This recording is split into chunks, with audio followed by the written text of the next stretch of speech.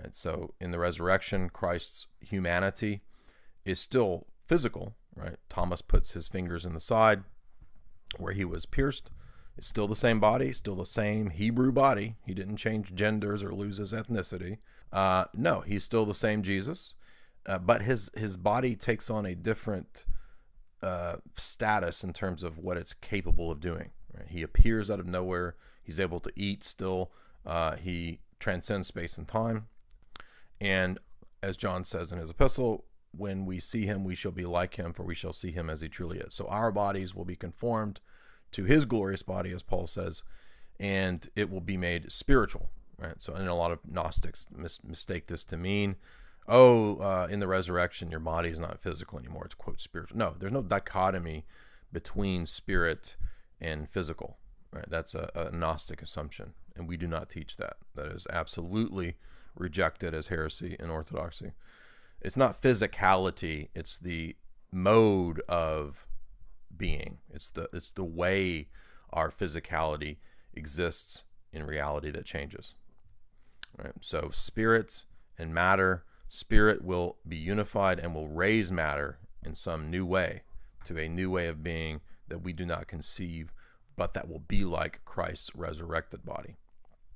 So this is very important because this refutes a whole host of heresies. In fact, Roman Catholicism even, this is almost like forgotten in their theology of the resurrection.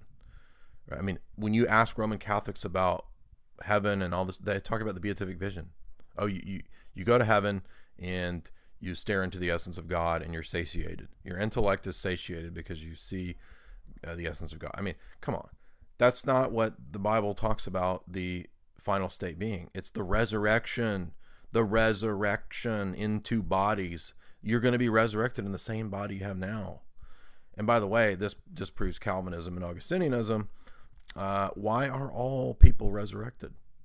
If Jesus only died to save the elect, so-called. Now we believe, of course, that ultimately it is only efficacious in the fullest theosis sense for those who were foreknown. I'm asking a different question about the restoration of man's nature. Why are all men resurrected? Jesus says all men are resurrected, right, in John, so we know they are. Paul says all are resurrected to the same degree that Adam brought all to fall and death.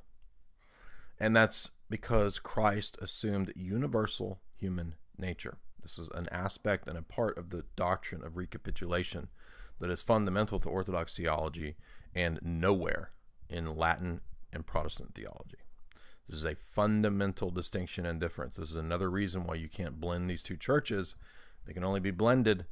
They can only be reunified when the West rejects its stupid Nestorian doctrine of the resurrection, where Jesus only resurrects the elect. No, Jesus resurrects all men because all of human nature is restored in the resurrection. That doesn't mean that all men are saved. It means that all men's nature is restored, and that's the basis. That's the only possible basis for why all men are resurrected. There's no other basis for being resurrected. By the way, this right here, if you understand what I'm talking about, this puts an end to Catholic theology for you. Like, you can't be Catholic anymore because they don't even talk about this. And this is fundamental to Orthodox theology and all the Orthodox fathers. All right, Christ assuming universal human nature and raising all men thereby. Now, granted, yes, the Roman Catholic Church was like, yeah, well, all men are going, there will be a resurrection. I'm not saying they don't teach a resurrection. I know that.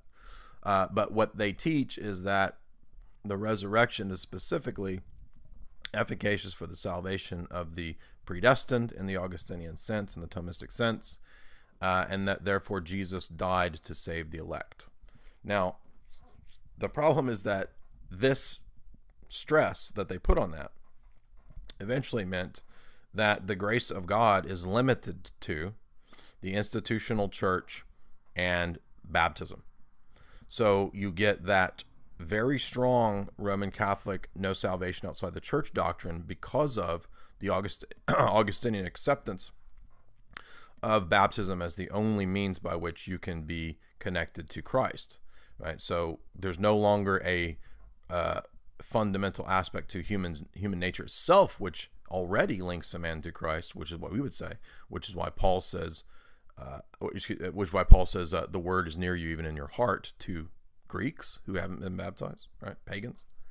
Jesus, as John 1 says, who lights every man who comes into the world. How is that? That's not possible on this theology. On this theology, you have only a natural state of being until you are baptized, right? And this is why Augustine had to eventually admit unbaptized infants are damned. Now, no Orthodox theologian, no Orthodoxy has never taught that. We don't teach that. And this is one of the easiest ways to see these two theologies are distinct. Now, the later medieval Rome, and this was held in the West up until the 800s or 900s, and then it starts to be softened with the introduction of the Limbus Patrum. Well, we're not going to throw the unbaptized infants all the way into, the lake of fire.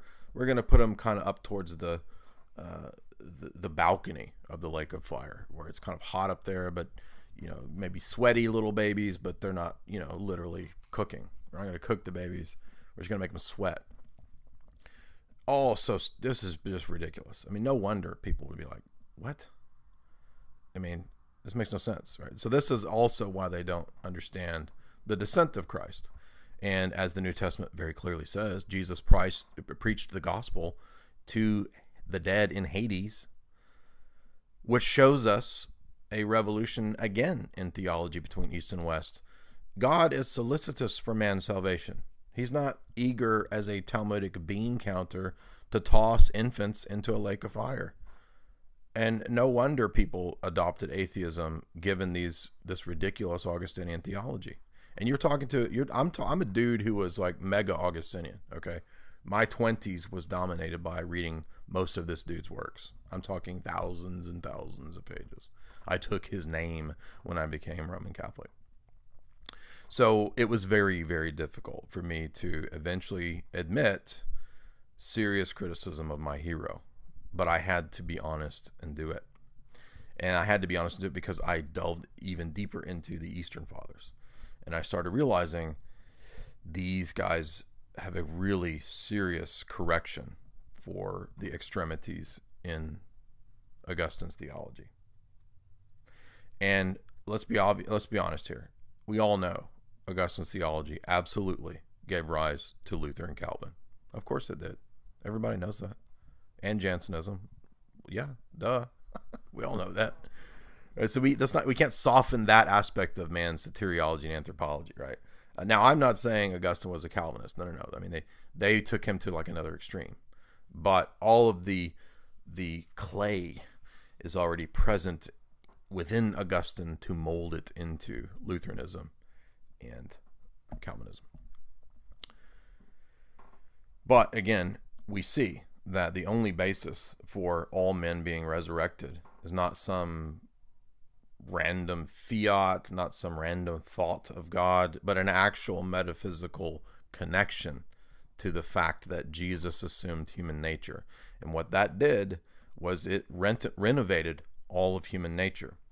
Now, to explain specifically how it is that isn't universalism, we go into the questions of how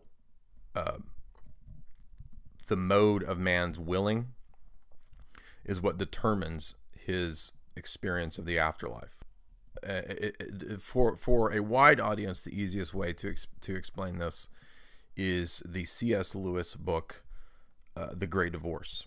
And this is kind of a parody of The Great Marriage. I forget who wrote Great Marriage, but somebody who was trying to like argue some kind of weird form of universalism. And C.S. Lewis's point, even though he wasn't Orthodox, he was essentially making the Orthodox point on this, which is that, look, you can't force people's wills into liking something, right? This is a fundamental aspect to free will. And we do retain free will after the resurrection. That's another thing that people don't realize. They don't think about that.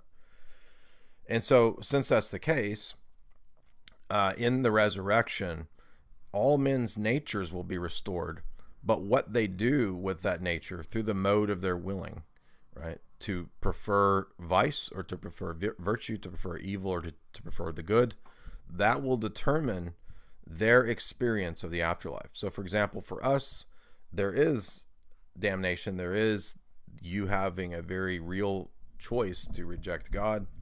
But the experience of the afterlife is not a giant pit of literal lava, okay, that is opening up in some cavern somewhere.